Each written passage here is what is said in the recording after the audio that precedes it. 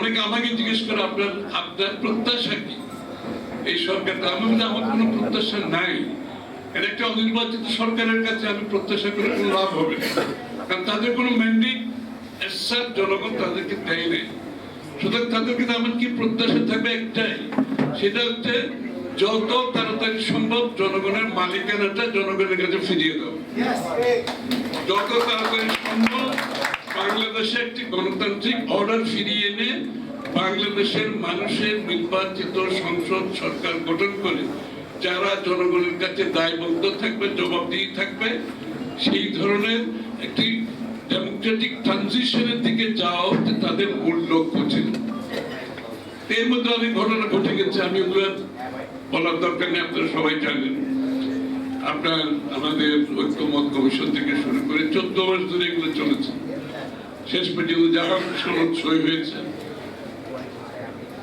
কিন্তু এর মধ্যে বাংলাদেশের নির্বাচিত সরকারের অনুপস্থিতিতে আপনারা দেখবেন যে অনেকগুলো সিদ্ধান্তে চাপের মাধ্যমে কিন্তু সিদ্ধান্ত হচ্ছে, চাপের মাধ্যমে। কোন সময় মবক্রেসি, কোন সময় কিছু কিছু দলের সাংঘাতিক ধরনের চাপ সব জায়গায় সৃষ্টি হচ্ছে। ওই যে আলাল বলল কি গাছ যেন, অর্জুন গাছ। হ্যাঁ, তো এখন যেহেতু বিএনপি কে সবাই বাংলাদেশের একটি দায়িত্বশীল দল হিসেবে মনে করে, যেহেতু বিএনপির একটি সক্ষমতার সফলতার ইতিহাস আছে, যেহেতু বাংলাদেশ জাতীয়তাবাদী দলের নেতারা শহীদ জিয়া, দেশনেত্রী বেগম খালেদা জিয়া, তারেক রহমান গণতন্ত্রের লড়াইয়ে কোন ধরনের আপোষ না করে শুরু থেকে শেষ পর্যন্ত চালিয়ে গেছেন। অন্য সবাই সব দলের নেতারা কোনো না কোনো ভাবে, জালাল বলল, কেউ নির্বাচন অংশগ্রহণ করে তাদেরকে স্বীকৃতি দিয়েছে, কেউ সুযোগ সুবিধার জন্য আপনি দেশের স্বার্থের বিরুদ্ধে, আপনি গণতন্ত্রের বিরুদ্ধে অবস্থান নিয়েছে, মানুষের বিরুদ্ধে অবস্থান নিয়েছে।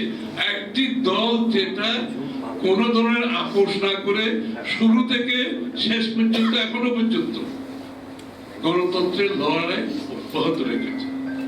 এবং গণতন্ত্র অর্থ হচ্ছে জনগণের নির্বাচিত সংসদ সরকার যার দায়বদ্ধ থাকবে। সুতরাং বিএনপির কাছে দায়বদ্ধতা হচ্ছে অনেক বড় বিষয় কিন্তু আমাদের কাছে।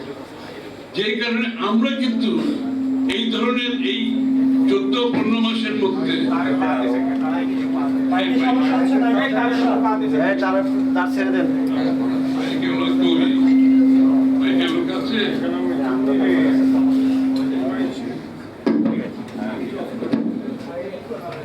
সেই জন্য এই সময়ে যে কাজগুলো হয়েছে, সরকারি বিভিন্ন প্রতিষ্ঠানে পদায়ন, আপনার বদলি, তারপরে বিশ্ববিদ্যালয়গুলোতে পদায়ন বদলি, তারপরে পুলিশের মধ্যে পদায়ন বদলি, সরকারি যত প্রতিষ্ঠানে আছে, আমরা এটাকে মনে করছি আমরা বিএনপি দল হিসাবে এখানে আমরা সেভাবে আমাদের অংশগ্রহণ আমরা করি নাই।